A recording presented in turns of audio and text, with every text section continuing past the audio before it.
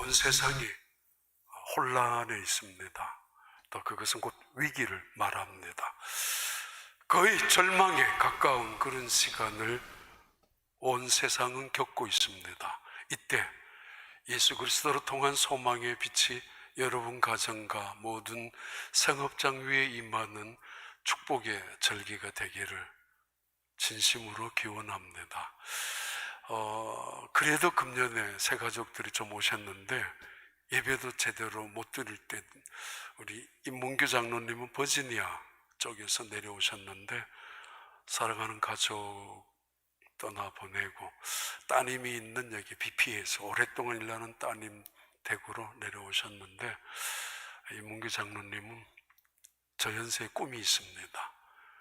다시 신학도 하고 또 하는 중에 있고 또 한의대도 공부도 해서 선교를 마지막 순간에 선교를 하시려고 하는 꿈이 있습니다. 우리 장로님 여기 휴스턴에 오셔서 하나님이 지켜주시는 축복이 또 새로운 비전이 이루어지는 그런 시간, 그런 자리가 되길 바랍니다. 잠언 29장 18절 말씀은 이렇습니다.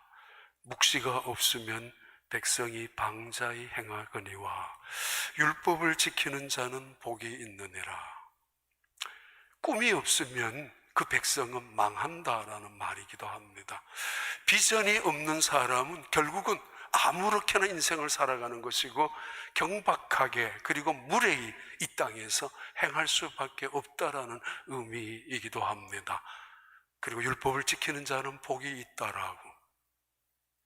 이 묵시를 다른 말로 바꾸면은 계시가 없는 자를 말합니다. 계시를 조금 더 정확하게 말하면은 하나님의 말씀이 그 땅에 선포되지 않고 있거나 하나님의 말씀이 그 사람 속에 있지 않았을 때에는 하나님의 말씀이 그 안에 있었을 때 그 말씀이 들리잖아요. 살아나잖아요. 깨닫잖아요. 그것처럼 하나님의 말씀인 계시가 없는 민족은 망한다라고. 그래서 자주 들었죠. 꿈을 가지라고, 비전을 가지라고. 영어 성경은 이 묵시를 비전이라고 그렇게 번역하고 있습니다. 중요한 거는 우리가 살아가면서 때때로 비전을 가질 때가 있는데 이게 욕심일까 아니면 비전일까라는 고민스러울 때가 있습니다. 1차 대전이 끝날 무렵에 미국에서 전쟁에 참전했던 한 젊은이가 부상을 당해서 전역을 했습니다. 그는 전역을 하자마자 몸이 조금 추스려지면서 시카고로 다시 이사를 가고 그래서 조그만 아파트에 집을 옮기게 되었습니다. 오직 하나입니다. 그가 만나고 싶은 한 분이 그 동네 가까이에 거주하고 계시기 때문에 그분을 만나고 싶어서. 그래서 시카고에 이사를 갔던 그분은 시간만 되면 그분 집에 스승처럼 모시고 싶은 그분 집에 찾아갔었고 함께 토론하고 밤이 맞도록 함께 산책도 하면서 서로의 생각을 나누기도 하고 함께 식사도 하면서 많은 시간을 보냈습니다. 어떤 때는 이 젊은이가 자기가 쓴 습작한 글을 가지고 스승 같은 그분에게 보여줄 때도 있었습니다. 그 글을 읽을 때마다 그분은 아주 신랄할 정도로 비판했었고 잘못된 것을 꾸짖을 정도로 지적해 주었었는데 그때마다 변명하지 않았고 오히려 기꺼이 받아들였습니다. 자기 스승같이 여겼던 그분이 소개해 준 출판사에 그동안에 썼던 책을 옮겨 놓으면서 그 책이 출판되면서 미국에서 가장 유명한 책이 발표가 되었습니다.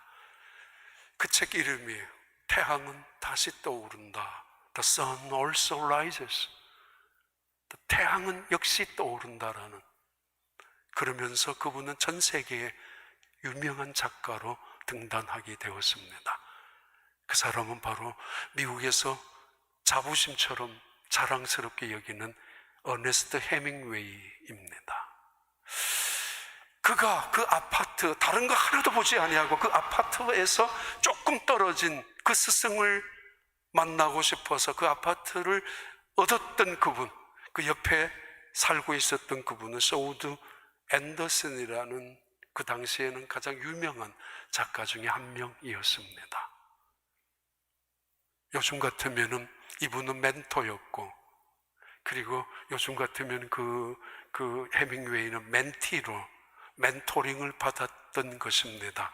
스승과 제자의 관계로서 그는 정말 이 멘토링을 잘 받아서 어쩌면 스승을 잘 만나서 성공한 대표적인 케이스가 어쩌면 바로 헤밍웨이이기도 합니다. 오늘 엘리야와 엘리사의 이야기가 시작됩니다. 엘리야는 스승이고 엘리사는 제자입니다. 엘리야는 멘토이고 엘리사는 멘티. 그러면서 이 엘리야는 이 엘리사를 멘토링을 하고 있는 본문 이야기입니다. 열왕기 하 2장 1절부터 2절 말씀.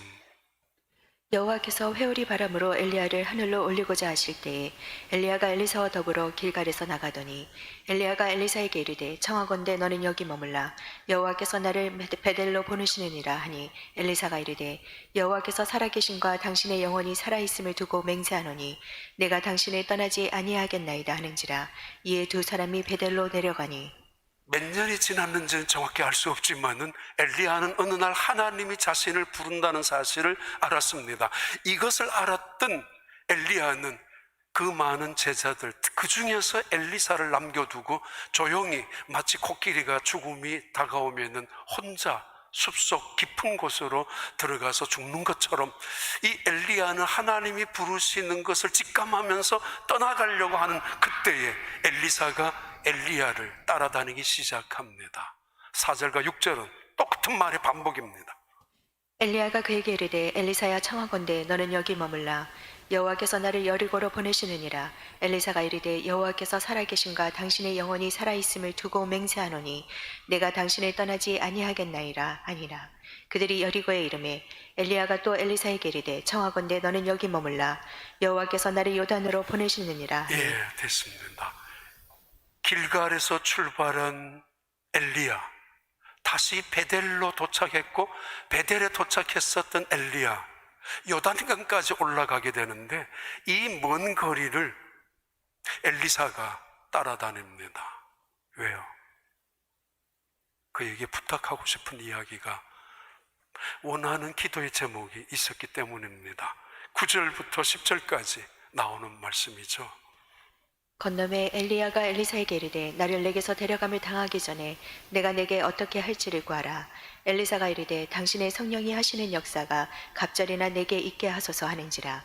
이르되 내가 어려운 일을 구하는도다. 그러나 나를 내게서 데려가시는 것을 보면 내가 보면 그 일을 내게 이루어지려니와 그렇지 아니하면 이루어지지 아니하리라 하고. 엘리야가 하나님 곁으로 가르치는 마지막 순간에 엘리사가 엘리야를 붙잡고 내 소원 하나 들어주지 아니하면은 나는 떠나지 않을 것입니다. 당신 곁을 내 소원을 들어줘야 합니다. 뭐야? 예, 저는 당신이 갖고 있는 성령의 능력을 갑절을 원합니다. 원래는 더블 포션 of your spirit으로 나오지만은 더블 포션만이 아니라 2배, 4배, 16배, 32배 기하급수적으로 올라가는 그런 단어의 갑절입니다. 너가 쉽지 않는 것을 내게 구한다고, 어려운 일을 구한다라고 하고 있습니다. 첫 번째 질문입니다. 엘리사는 엘리야에게 구하는 이 기도의 제목이 그의 욕심인가, 야심인가, 아니면 비전인가? 고등학교 때 담임 선생님이 굉장히 신실한 크리스찬인 분 한 분 계셨는데 우리 클래스룸의 크푸니 꿈을 가져라 였습니다. 그리고는 항상 그 당시에 많이 들었던 이야기, 보이스 빅 앰비션이라는 청소년들을 향하여 꿈을 가지라는 일본의 우찌무라 간조의 이야기를 자주 말하기도 했었습니다. 그래서 우리들에게 꿈을 가져야 된다고, 비전을 가져야 된다고, 그거 없으면 여러분은 사회 나가더라도 아무렇게나 살아갈 수밖에 없는 인생이 되고 말 것이라고 자주 말했던 선생님이 계십니다. 근데 한 분 다른 선생님은 가끔 농담 삼아 들어오셔서 이런 말씀을 하신 적이 있습니다. 너희들 반 저게 급장, 실장 불러서 일어나게 해가지고 너희들 반에 급훈 외워보라고. 예, 꿈을 가지라 아닙니다. 그러면 네 꿈 뭐야? 이렇게 물으면서 농담 삼아 네 꿈 그거 야무지기도 하지, 그건 안 돼 임마 라는 이렇게 비아냥거렸던 선생님들도 계셨습니다. 선생님만이 아니라 우리 속에도 문제가 있습니다. 때로는 하나님은 자족하라고 하십니다. 내가 하고 있는 일에 만족하라고, 현재 내가 하고 있는 머무는 자리에 감사하라고, 작은 것이라 할지라도, 시시한 것이라 할지라도 귀중히 여기며 큰 것만 성공이 아니라고, 작은 것에서도 행복이 있고 하나님의 뜻이 있다라고 말씀합니다. 그렇습니다. 시편 131편 1절에 이렇게 말씀합니다. 여호와여, 내 마음이 교만하지 아니하고 내 눈이 오만하지 아니하오며 내가 큰 일과 감당하지 못할 놀라운 일을 하려고 힘쓰지 아니하나이다. 시편 기사의 고백이죠. 너무 내가 큰 일을 원하지 않습니다. 너무 위대한 일도 내가 감당할 수 없습니다. 나는 이 일에 만족하고, 그리고 하나님께서는 그 큰 일에 상관없이 작은 일에 관심 있는 분 아닙니까? 나는 그렇게 살 것입니다 라고 하고 있는 말입니다. 그러나 또 한편에서는 너의 입을 크게 열라라고 말씀하고, 꿈을 가지라고 말씀하고, 비전을 가지라고, 하나님은 위대한 분이 아니냐라고 말씀하고 있습니다. 윌리엄 캐리, 그 유명한 인도의 최초의 선교사이며 이 땅의 선교사의 아버지라고 불리는 윌리엄 캐리가 한 번은 많은 사람들이 함께 기도하고 있는 중에 이런 고백을 했었습니다. 여러분, 하나님을 위해서 이 땅에서 더 큰 기도를 해야 되지 않겠습니까? 영국을 위해서만 기도하는 것이 아니라, 유럽 땅을 기도하는 것이 아니라 인도를 위해서도 기도해야 됩니다. 수억만 명이 살고 있는 인도를 위해서 기도하자라고 그 젊은 윌리엄 캐리가 함께 모여있는 목회자들에게 이야기했을 때 원로 목사님 한 분이 이렇게 말합니다. 충고격으로, 이 젊은이 가만히 앉아있게. 만약에 하나님의 뜻이 인도의 선교가 하는 것이 하나님의 뜻이라면 하나님은 우리 사용 안 해도 할 수 있는 분이야. 알아? 그냥 주어진 일에 최선을 다하는 것이야. 그런 꿈을 가지는 게 아니야. 하나님을 무시하는 것이야 라고 이야기를 했었습니다. 그때 윌리엄 캐리가 했던 유명한 말이죠. Expect great things from God. 하나님으로부터 위대한 것을 기대하고, 그리고 그 기대한 것을 믿음으로 붙잡고 있으라고. 그리고 attempt great things for God. 하나님을 위하여 위대한 일을 시도하라 라고 하고 있습니다. 예전 우리는 고민입니다. 이게 욕심인가? 인간의 자랑을 위한, 업적을 위한, 자기 의로움을 드러내기 위한 자기 능력의 과시란 말인가? 그래서 하나님을 이용하는 것인가? 아니면 하나님께서 주시는 비전이란 말인가? 묵시가 없으면은 방자에 행한다. 다른 말로 말하면 묵시가 있는 사람이라면은 쉽게 실패하지 아니하고, 묵시가 있는 사람, 비전이 있다면은 쉽게 좌절하지 않는다는 이야기죠. 변덕 부리지 않고 살아갈 수 있고 무례히 행치 않는다는 것을 말합니다. 이때 다시 말합니다. 묵시란 말은 하나님의 말씀을 통해서 나타나는 생각을 말합니다. 성령께서 내게 주시는 은혜로 통해서 나타나는 마음의 감동을 말합니다. 하나님의 계시, 하나님의 말씀을 통해서 내 속에서 결심되어지고 내 속에 선한 생각이 나타나는 것, 그것이 꿈이 되고 그것이 비전이 되는 것, 그것을 말합니다. 엘리사는 자기의 의로움을, 자기의 잘남을, 능력을 과시하기 위하여 지금 엘리야에게 갑절의 영감을 구하는 것이 아니라는 것입니다. 결정적으로 그는 이렇게 생각합니다. 나는 부족한 사람이야. 나는 모든 것이 못난 사람이야. 사실 그렇습니다.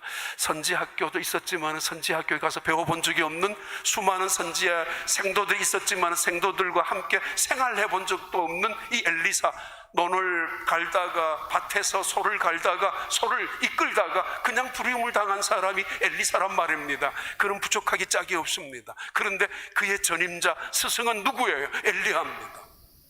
그는 대단한 사람입니다. 기도하면 하늘의 문이 닫혔고 이슬 한 방울 내리지 않았고, 다시 기도하면 하늘에서 불이 내려와서 갈멜산에서 거짓 선지자들 죽이기도 했었던 대단한 능력의 선지자가 엘리야 아닙니까? 다시 기도하면 폭우가 쏟아질 만큼 하나님의 능력을 보여주었던 사람이 선지자 엘리야입니다. 그런데 나는 어때요? 밭에서 일하던 사람이에요. 내가 어떻게 운 좋게 엘리야와 더불어서 몇 년을 보냈지만은 그 엘리야가 했던 이 일을 감당할 수 있겠냔 말이에요. 그는 자신을 알고 전임자의 그분을 존중히 여깁니다. 대부분 그렇죠. 특히 교회도 그렇습니다. 전임자가 얼마나 훌륭한 사람으로 얼마나 대단한 능력을 행하고 얼마나 인격적으로 그 교회를 목회했느냐에 따라서 그분이 은퇴하고 난 다음 후임자가 힘들 때가 있습니다. 그런 교회를 가면은 잘해야, 이런 말이 이상한데 본전입니다. 아주 잘해야. 왜냐하면 전임자가 너무도 잘했기 때문에. 그래서 대부분은 안 가려고 합니다. 아주 특별한 경우, 욕심이나 야심이 있는 경우 그 뒷자리에 올라가서 이름을 올려볼 경우 제외하고는 대부분은 가고 싶지 않습니다. 엘리야가 누구예요? 굉장한 하나님의 종이었습니다. 엘리사는 누구예요? 아직까지 하나님의 일은 해본 적이 없는 사람입니다. 그는 욕심에 의해서 갑절을 달라고 하는 것이 아니라 겸손해서, 그런 야심에 차서 하나님을 향하여 엘리야의 갑절의 능력을 내게 임하게 해달라고 부탁하는 것이 아니라 자신의 낮아진 자리에서 부끄러운 자신의 모습을 보면서 엘리야가 그런 능력을 행했다면 자신에게는 그만한 능력이 없으니까 배가 있어야 할 수 있을지 말지란 말입니다. 그래서 갑절을 달라는 것입니다. 욕심이 아니라는 거죠. 지난주 꽤 여러분한테 만나기도 하고 찾아오기도 하고 전화도 받았습니다. 왜냐하면 지난주에 어떤 집사님 이야기를 드렸잖아요. 근데 한 분이 신방에서 식사 시간에 자신의 이야기를 했습니다. 오래전에 오신 분들인데 자기는 우리 교회에서 헌금을 제일 많이 하고 싶은 욕심을 갖고 있다고. 누가 제일 많이 했느냐고 묻기도 했습니다. 가만히 있으니까 나는 그 기록을 깨고 싶다고. 그래서 한두 번 깬 적도 있는 분인데, 그런 생각, 그게 자기의 생색을 드러내거나 잘남을 보이기 위한 것은 아니지 않습니까? 그 이야기를 왜 하는가 하면은, 목사님 우리 교회 이런 교인들도 있고 우리 교회 정말 좋은 교회입니다. 예배를 드릴 때, 설교를 들을 때 사실은 은혜 받는 사람들도 있다는 이야기를 하고 싶었던 것이고, 그리고 아내도 가게에서 열심히 일하고 남편도 일하지만은 진짜 작은 몸에서 그 일 쉽지 않은 일입니다. 새벽부터 저녁 늦게까지. 그런데 꿈이 있다고. 이 땅을 살아가면서 다른 사람들에게 힘이 되고 싶고 정말 가난한 사람들에게 도움을 주고 싶다고. 정말 필요한 사람들에게. 지금 1년 가까이나 되는 비즈니스, 어려운 중에 일어난 일들인데, 근데 그렇게 일어난 일을 가지고 간증을 했었습니다. 한 분 찾아오셨죠. 정말 죄송해요. 뭐 자주 하는 거 전혀 아니잖아요. 왜냐하면 그분 찾아오신 그분도 이야기했어요. 이번에 비즈니스가 한국하고 무역하는 분인데 너무 힘들었고 어려웠다고. 근데 마음속에 헌금이 하고 싶은 생각이 들었는데 5월달 같으면은 끝나야 11조를 하잖아요. 4월달에 이번에 11조를 먼저 해야지. 500불을. 근데 신기하게 그것만큼 수입이 생기고 그 다음 달에는 800불, 근데 그만큼 다시 수입이 생기고 그 다음엔 1000불. 미리 하나님 앞에 부담을 주기 위해서, 아니 하나님을 나에게 빚진 자로 만들고 싶어서, 표현은 좀 그렇습니다만 그렇게 이야기를 하셨어요. 그리고는 어느 순간에는 예를 들면 6000불을 하나님이 정말 살아계시는가 전율을 느낄 만큼 지금 매달 이 힘든 시간에 느끼는 중에 정말 하나님께서 얼마나 살아계신다는 것을 체험했었던 이야기를 저 방에 와서 하셨습니다. 그리고 고맙다고 한 번도 빠지지 않고 예배를 드렸는데, 그 예배 시간마다 온라인으로 드리면서 우리 교회가 있다는 거, 예배를 드릴 수 있다는 게 얼마나 감격이 되었고, 그때마다 그 말씀 하나를 붙잡으려고, 그래서 그걸 붙잡고 희망을 가지고 한 주간, 이 코로나 바이러스 온 가족들도 많아요. 아주 아이들도 그런 그 중에서 이겨내려고. 그 말은, 목사님 우리 교회 정말 좋은 교회예요, 좋은 교인들이 많습니다라는 의미이기도 했습니다. 엘리사의 요청, 갑절의 영감을 달라고, 그거 있어야만 가능하기 때문입니다. 또 하나의 문제가 있는데, 열왕기하 2장 23절부터 봐요. 엘리사가 거기서 베델로 올라가더니 그가 길에서 올라갈 때에 작은 아이들이 성읍에서 나와 그를 조롱하여 이르되 대머리여 올라가라 대머리여 올라가라 하는지라. 엘리사가 뒤로 돌이켜 그들을 보고 여호와의 이름으로 저주하매 곧 숯불에서 암곰 둘이 나와서 아이들 중에 42명을 찢었더라. 엘리사가 거기서부터 갈멜산으로 가고 거기서 사마리아로 돌아왔더라. 지금 엘리사가 엘리야를 떠나보내고 불병거와 그리고 마차 말들이 그 사이를 가로막고 커다란 해오리 바람, 토네이도가 불면서 이 엘리야는 그들이 보는 그 엘리사가 보는 앞에서 하늘로 올라가고 말았습니다. 승천했습니다.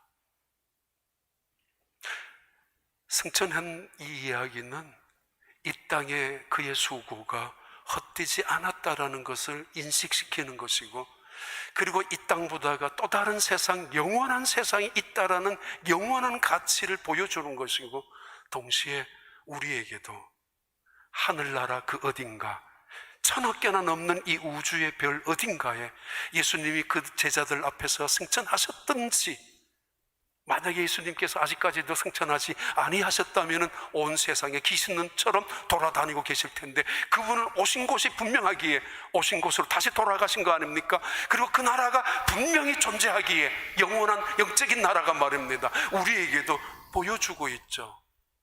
엘리야가 하늘로 승천했습니다. 승천하기 전 엘리사는 그를 붙잡고 갑절의 영감을 구합니다. 두 번째 이유죠. 왜 그랬을까요?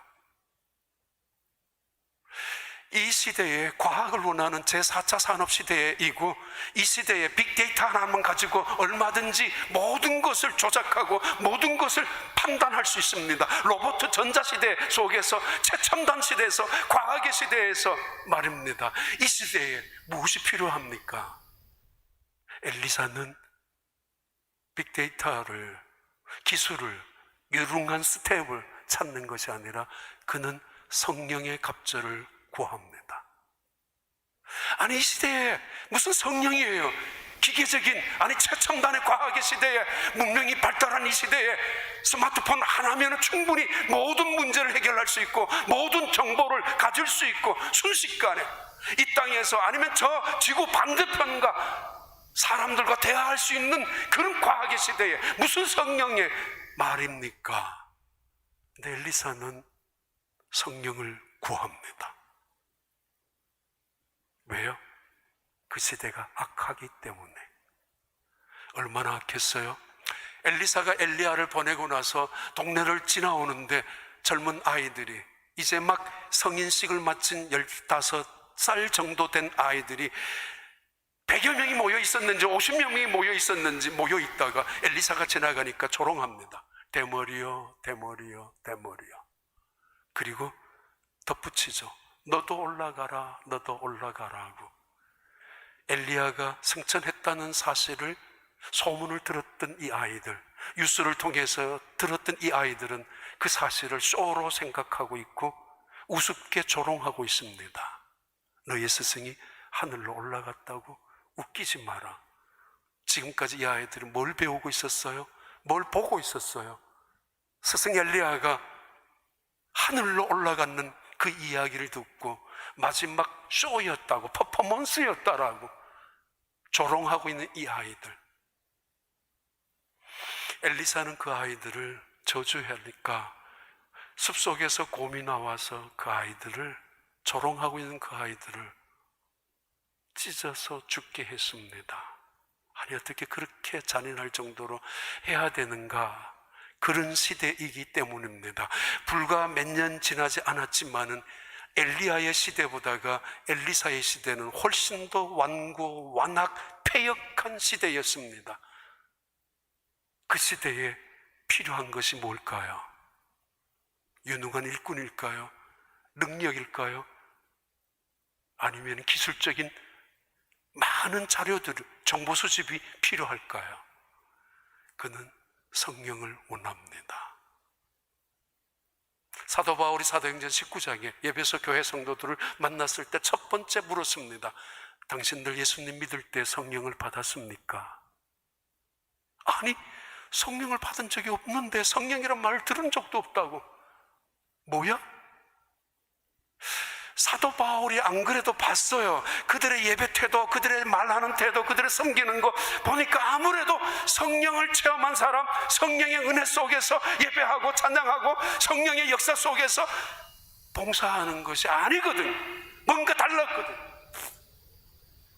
로마서 8장에 사도 바울이 이렇게 잘라 말씀합니다. 만일 너희 속에 하나님의 영이 거하시면 너희가 육신에 있지 아니하고 영에 있지만, 만일 너희 속에 그리스도의 영이 없으면 그리스도인이 아니라 잘라 말합니다. 이 시대 모두가 원합니다. 기술을 원하고 과학을 원하고 스마트폰 하나에 온갖 해답을 다 얻지만은 코로나 바이러스 해답은 얻을 수 없습니다. 하나님만이 갖고 계신 해답이기 때문입니다.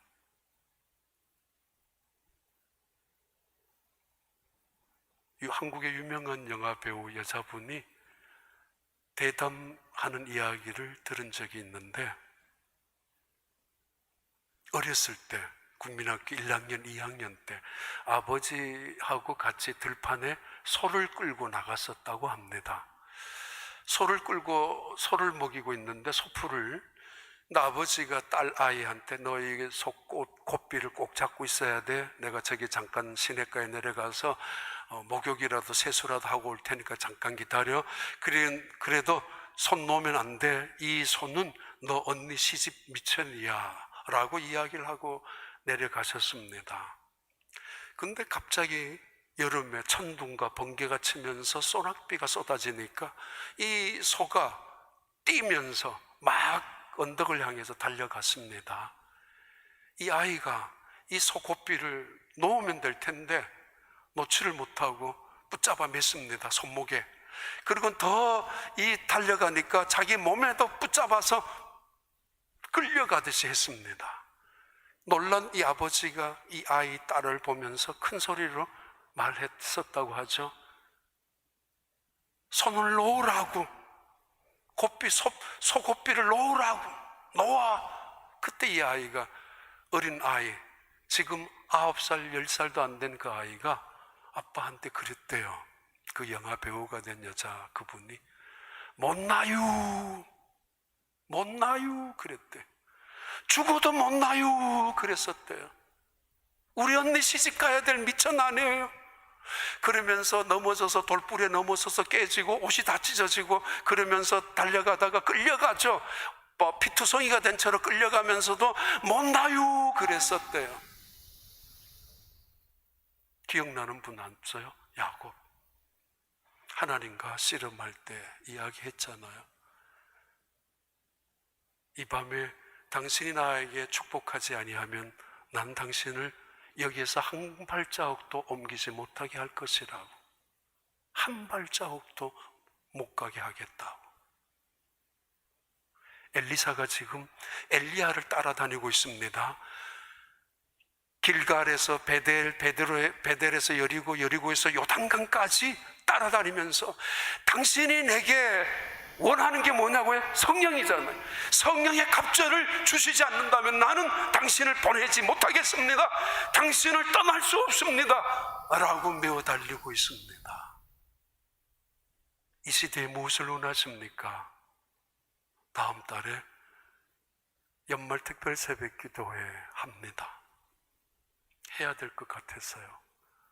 사순절 때는 교회 주차장에서 고난주간 때 했었는데 주차장에서만 했습니다.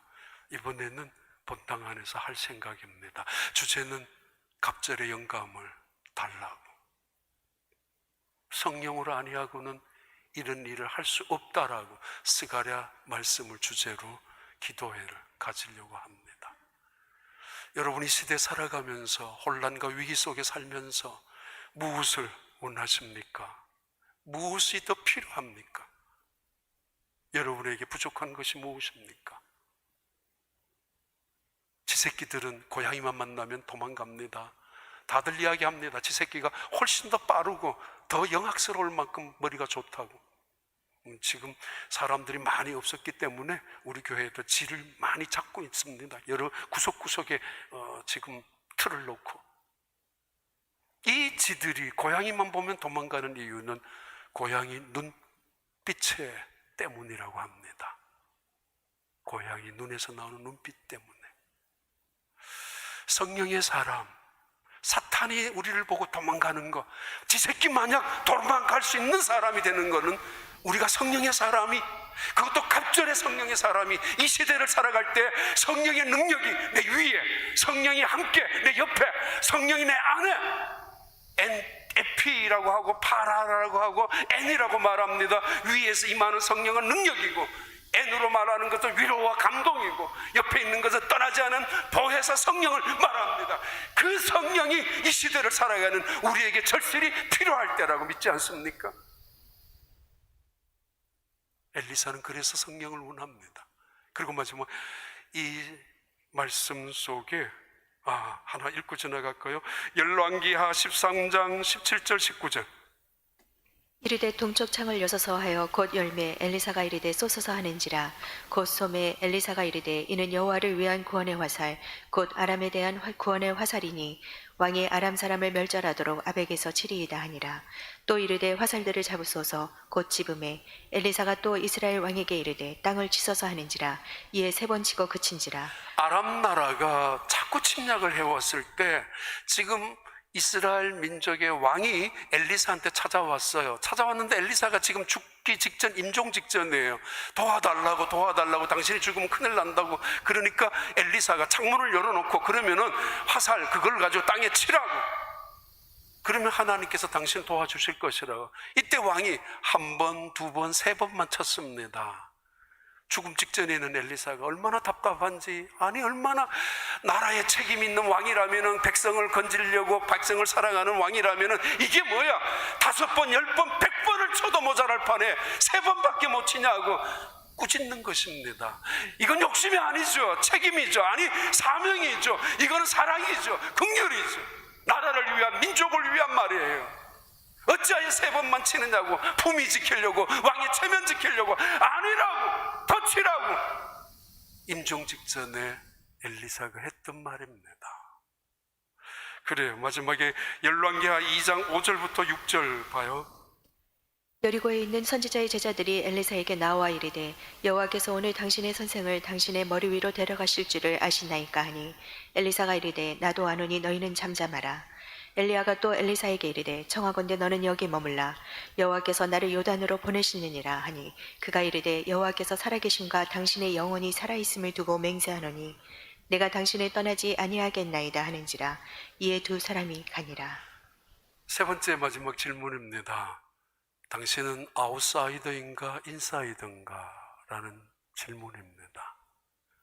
한국에서 이 말을 인싸라고 하고 아싸라고 부른다고 합니다. 인싸, 인사이더죠. 아싸라는 아웃사이더죠. 인싸라는 것은 어느 일이 있든지 참여자가 되고 참가자가 되고 긍정적인 만남 속에서 대화를 이루어 나가는 사람이 되지만은 아싸, 아웃사이더는 구경꾼이 되고 방관자가 되고 심지어 감시자가 되고 감닥자가 되고 살아가는 사람을 말합니다. 엘리야가 죽는다는 소식은 다 들었습니다. 선지자 생도들도 다 알고 있었습니다. 근데 아무도 엘리사처럼 엘리야를 따라다니지를 못했습니다. 모두가 구경꾼들로 구경만 하고 있었습니다. 선지자 생도들이 엘리야가 하늘을 올라가는 거, 엘리사가 따라다니는 거, 엘리사가 요단강을 쳤을 때 요단강을 갈라놓는 것까지 구경꾼으로 있는 것이 생도들입니다.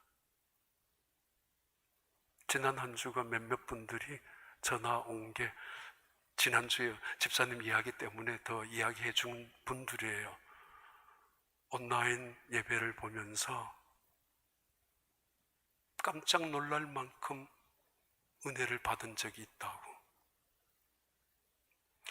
방송을 통해서 들어오는 이야기, 그냥 시청각, 드라마, 연속극, 영화, 아니면 그냥 누구 강연하는 것으로 그냥 지나가고 할 거 하고 화장실 갔다가 부엌 갔다가 아니면 할 말 뭐 전화도 하다가 이런 식으로 껐다가 켰다가 아니면 한번 켰다가 꺼버리고 뭐 그렇게 지나갔는데 그분은 두세 분은 어느 날 화장실에 가고 싶었었는데 이거 듣고 가야지. 한 번 더, 그 다음 말이 뭔지 듣고 가야지. 그 다음에, 그러면서 그 시간을 보냈는데, 자기가 갖고 있었던 그 어느 한 부분의 아픔이 자기도 모르는 사이에 치유가 되었다라. 목사님, 힘내시라고 그런 이야기예요.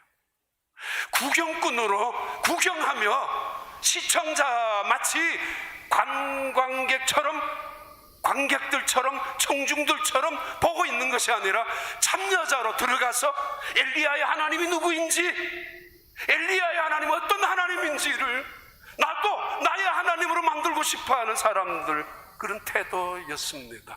그것을 간증한 전화였습니다. 그때였다고.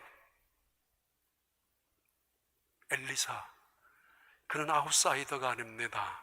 가장 늦게 생도들 그 사이에 들어간 사람이었지만은 그는 아웃사이더로서 나는 뭐 별거 아니야 여기 있어야 돼 난 뭐 내가 뭘 지금 온 지 얼마나 된다고 내가 뭘 잘난 척해 남들에게도 오히려 상처를 아니면 나도 상처받기 싫어 라고 이야기할 수 있었을 텐데 그는 인사이더로서 엘리야에게 직접 들어가기 시작했었고 끝까지 구경꾼이 아니라 참여자가 됩니다.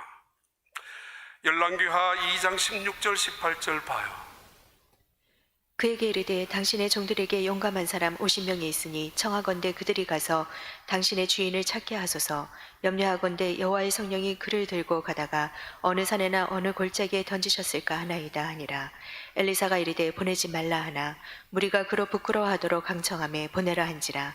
그들이 50명을 보냈더니 사흘 동안에 찾되 발견하지 못하고 구경꾼들은 지금까지 무슨 짓을 하고 있는가 하면은 엘리야가 하늘로 올라갔습니다. 올라가도록 떨어졌는지 모르니까 합리적인 의심 아니냐라고 말하고 있죠. 아니 이건 이성적으로 누구나 생각할 수 있는 문제가 아니냐. 어떻게 사람이 하늘로 올라가느냐 어디로 가느냐 이거 말도 되지 않는다. 그 시신이 떨어졌을 거야 찾아야 돼 라고 하고 3일 동안 쓸데없는 짓을 하고 있습니다. 감시나 하고 있고 구경이나 하고 있고 아니 남은 지금 누군가는 엘리야의 하나님을 찾고 있는데 누군가는 엘리야의 그 능력을 나의 능력으로 만들려고 몸부림을 치고 있는데 이 선지자, 제 생도들은 죽은 시신을 찾아다니고 있었습니다. 이게 뭘? 하나님을 믿으면서도 언제나 죽은 시신만 찾아다니는 너희가 찾는 예수님 여기 있지 않고 살아나셨느니라 하는데도 말이에요. 봐요. 열왕기상 19장으로 19절 20절 봐요. 넘어가면은 엘리야가 거기서 떠나 사밧의 아들 엘리사를 만나니 그가 12 겨리소를 앞세우고 밭을 가는데 자기는 12째 겨리소와 함께 있더라. 엘리야가 그리로 건너가서 겉옷을 그의 위에 던졌더니 그가 소를 버리고 엘리야에게로 달려가서 이르되 청하건대 나를 내 부모와 입맞추게 하소서. 그리한 후에 내가 당신을 따르리이다. 엘리야가 그에게 이르되 돌아가라. 내가 내게 어떻게 행하였느냐 하니라. 엘리야가 하나님의 명령을 받았죠. 엘리사를 부르라고. 지나가다가 엘리사인 줄 알고 자기의 겉옷을 던져서 따라오라고. 그때 엘리사는 소 24마리를 가지고 밭을 갈고 있었던 분홍의 아들이었고 아니면 대농장 지주였습니다. 겉옷을 받아든 엘리사는 주저하지 않고 모든 것을 버리고 엘리야로 따라갔습니다. 따라가면은 좋은 일이 기다리는 거 아닙니다. 각오합니다. 감수합니다. 힘든 일, 고난의 일이 있을 거라고, 더 악한 일들이 나타날 것이라는 것쯤은 알고서 따라갔습니다. 그러나 망설이지 않았습니다. 버리고 따라갑니다. 가서 한 일이 뭐냐면 열왕기하 3장 11절 봐요. 무슨 일을 했는가 하면은 여호사밧이 이르되 우리가 여호와께 물을 만한 여호와의 선지자가 여기 없느냐 하는지라. 이스라엘 왕의 신하들 중에 한 사람이 대답하여 이르되 전에 엘리야의 손에 물을 붓던 사밧의 아들 엘리사가 여기 있나이다 하니, 엘리사가 몇 년 동안 스승 엘리야가 무슨 교재를 만들었겠어요? 시청각 자료가 있었겠어요? 책을 만들어서 공부하라고 했겠어요? 예수님이 제자들을 데리고 오신 이유는 함께 있기 위해서였잖아요. 그거와 마찬가지로 엘리야는 엘리사를 곁에 두었고 곁에 있었던 엘리사는 손 씻는 물을 들고 다녔습니다. 선생의 손 씻는 물을, 엘리야 선생님의 발 씻는 물을 손에 들고 다녔던 사람, 그 시시한 일을 했던 사람이 엘리사입니다. 멘토링이 뭐 대단한 것이 아니라 그런 관계 속에서 이루어집니다. 해밍웨이 62세에 그는 자살합니다. 그 유명한 무기여 자리거라 또는 킬로만저로의 눈 또는 그 노인과 바다, 그 책을 통해서 노벨장을 받았잖아요. 누구를 위하여 종은 울리나, 이런 아주 정말 대단한 책을 저술한 사람이지만은 그 사람은 자살했습니다. 네 번째 아내 곁에서 잠깐 없어진 사이이지만은 그 집에서 자살한 사람이 7명입니다. 그의 손녀 중에 한 명이 이런 인터뷰를 했습니다. 마리엘 해밍웨이, 우리 집안에는 이상합니다. 이상한 기운이 있습니다. 나는 이것을 물리치기를 원합니다. 샌프란시스코에 살고 있는 그의 손녀의 인터뷰인데, 지금은 요가 체조 선생님으로 살아가고 있는데 이런 이야기를 했죠. 우리 집안이 만약에 하나님을 믿었다면, 우리 집안에 성령의 은혜, 성령의 역사가 우리 집안에 있었다면 아쉽다라고 그 비슷한 이야기를 인터뷰에 남긴 적이 있습니다. 오늘 우리는 이 시대에 매우 힘든 시대에 살아가고 있습니다. 질문합니다. 욕심이 아닌 하나님이 주신 비전을 가지고 기도하시고 구하라, 찾으라, 두드리라 말씀대로 붙잡고 사시고, 이 시대를 살아가면서 우리에게 가장 소중한 것이 있다면 성령님을 믿고 환영하며 그 성령님의 역사를 붙잡고, 그리고 이 땅에 살아가면서 더 이상 구경꾼으로 살지 마시고 방관자가 되지 마시고 참여자가 되어서 이 엘리사처럼 말입니다.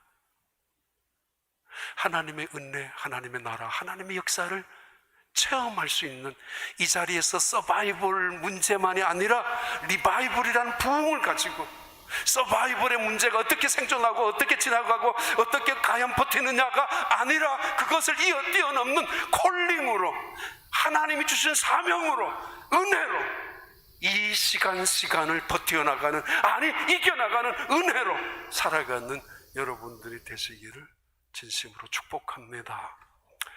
하나님 아버지,